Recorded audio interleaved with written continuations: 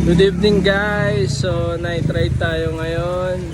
Pupunta tayo sa may Tokwahan lang. So konting ano lang, papawis. So guys, samahan nyo kami.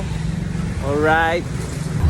So guys, dito na kami sa may Bukandala. So ang ganda ng ano ngayon, espasyo. Dito yan sa Bukandala. Kaway.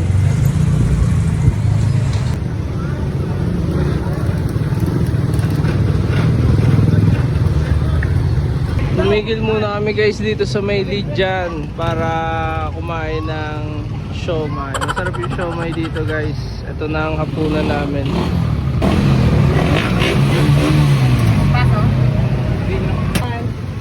Tingin. Ay, baliktad. Airport Park. Dito na kami guys sa may Tokwahan. So medyo ano na, pinawisan ng konti.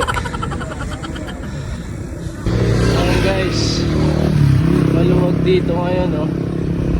Wala masyadong ano na, mga tinda-tindahan.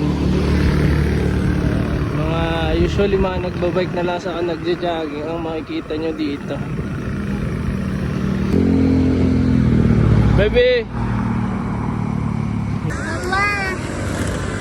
Dito na kami, pahinga muna. Chill ride lang naman. And guys, sumuko na yung sapatos ko. Ayan. Matagal kasi na stock to, hindi nagamit. Oh. Humingi na ng kapalit.